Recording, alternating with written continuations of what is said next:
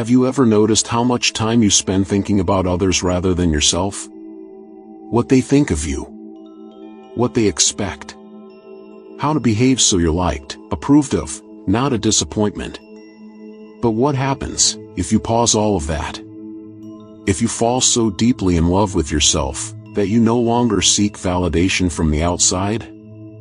If you start looking at yourself with the same loving eyes you used to look at those you care about? This video isn't about ego or narcissism. It's about something far deeper. Identity. That quiet strength that rises when you truly center yourself. When you learn to tell the difference between what truly belongs to you and what you've only been projecting onto others.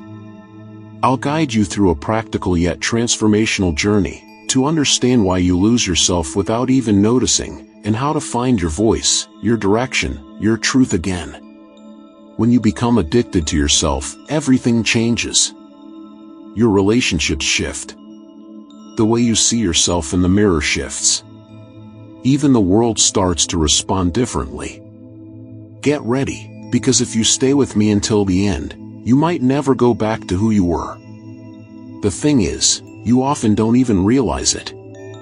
You don't wake up one morning thinking, today I'll lose myself to please others. It happens slowly, quietly.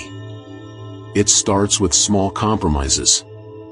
A yes when you meant no, an apology you didn't know. A mask you put on just to avoid judgment. And little by little, day after day, you start losing touch with who you really are. You disconnect from your gut, your truth, your body. You get used to looking for answers outside, in what others think, in what you do to feel worthy, in relationships where you give too much and receive too little. You adapt. You shrink. You place yourself last. And meanwhile, you project. You externalize what you can't manage inside. Guilt, fear, unheard desires. And you do it unconsciously, hoping someone else will reflect back to you a version of yourself you no longer recognize. But no one out there can save you from yourself. No one can validate you the way you can learn to validate yourself. That's where the frustration comes in. You wonder why you feel empty, why your energy is low, why your life no longer feels like your own. It's like living in a house with windows wide open to the world, but the doors locked to your own heart. You may be successful on the outside, but something's missing inside. You love others, but forget to love yourself. And at some point, you find yourself asking, where did my voice go? And that's where everything starts. When you realize the real problem isn't out there. It's the distance from yourself. The turning point comes when you stop looking outward and start looking inward. When you pause. You listen. And for the first time in a long time, you feel an emptiness. But instead of running from it, you stay. You stay. You breathe.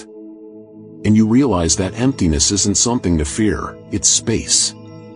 Sacred space to return to yourself. You start asking yourself the real questions. What do I truly feel? What do I actually want? When did I learn I had to be someone else to be loved? When did I stop trusting myself? It's uncomfortable, yes. But it's also the beginning of freedom. Because now you can see. You see the roles you've played. The masks you've worn. The words you've swallowed. The dreams you've silenced. And you realize, no one else can center you. That power is yours alone. Slowly, you start coming home. Not to a physical place, but to something deeper, to yourself. You find that inner grounding no external validation can offer. A stability that doesn't break when others don't understand you. A rootedness that doesn't depend on likes, achievements, or approval. Being centered doesn't mean always feeling strong. It means knowing where to return when everything outside falls apart. It's that quiet voice inside that says, I'm here. I'm alive. And I'm enough, even now. You don't need to become someone else to be worthy. You just need to remember who you were before the world told you who to be. And from that place, every choice you make begins to change everything. It's no longer an adjustment. It's a return. What happens when you truly start listening to yourself? When you stop ignoring your intuition? When you no longer wait for someone to tell you you're enough, because you've started telling yourself. Something revolutionary begins. You start falling in love with yourself. Not in a superficial, aesthetic, or performative way, but deeply, truly, groundedly. You begin choosing yourself, even when it's uncomfortable. You start telling the truth even when your voice shakes. You set boundaries even when you know others might not understand. You start feeling your own presence. That you can count on yourself. That you're no longer willing to betray who you are just to be accepted. You observe yourself with curiosity instead of judgment.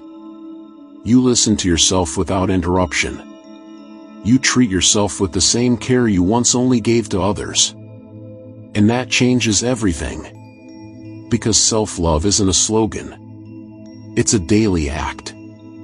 A constant inner dialogue. A pact of inner loyalty.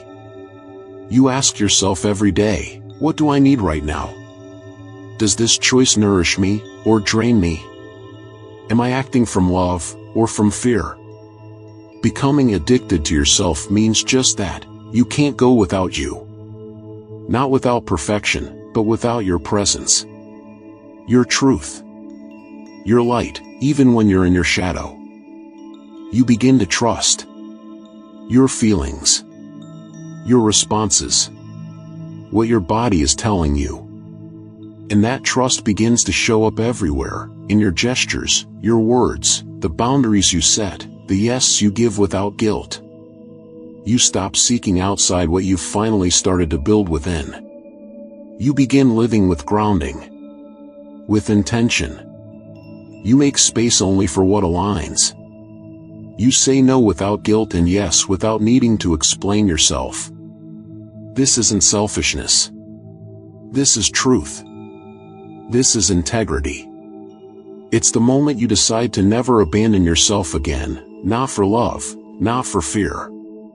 And the more you choose yourself, the more you rediscover yourself. And the more your life begins to change. It's a return. But it's also a revolution. When you truly start choosing yourself, the world begins to respond differently.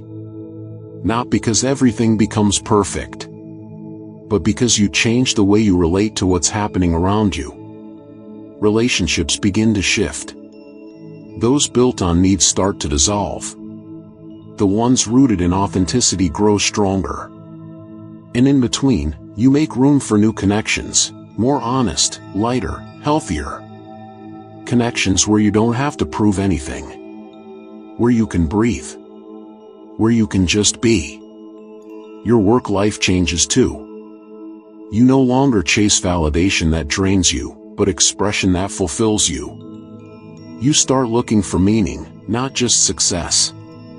You begin saying no to what doesn't represent you, and yes to what speaks to your soul. Your relationship with your body transforms. You stop looking at it with judgment and start seeing it with respect. You don't force it to fit an image anymore. You listen. You care. You inhabit it with gratitude. Everything outside becomes a clearer mirror of what you're building within. And what once felt unreachable, now feels within reach. Because you no longer live in fear of losing, but in the trust that you are worthy. You stop begging for attention, chasing approval, asking others to see you. Because you've already started seeing yourself. You begin walking through life with a new presence. With grounding. With intention. A gaze that no longer seeks validation, but true connection. Words that no longer aim to please, but to resonate. And you don't need to shout. You only need to show up. Fully. As you are. in your truth. That's where the real magic happens. The outside world begins to shift the moment you stop chasing it and start coming home to yourself. In the end, it's not about becoming someone else. It's about remembering who you were even before you forgot yourself. Rediscovering that authentic, alive, courageous part of you, the one you might have just set aside to survive.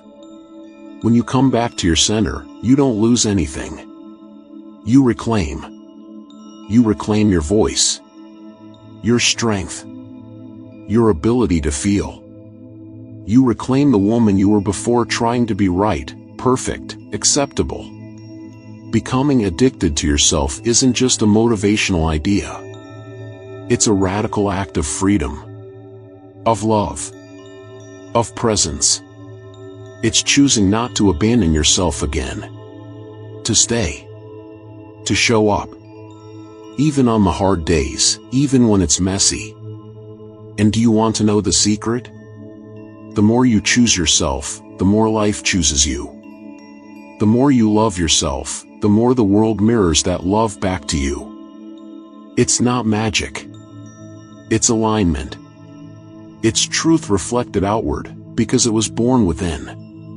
And it all begins with one decision, to start seeing yourself with new eyes. If this video touched your heart, share it with a woman who needs to hear this today. And if you want to continue this journey together, subscribe to the channel and leave a like. It's the best way to grow this energy. Remember, you are your home. And from there, everything can change.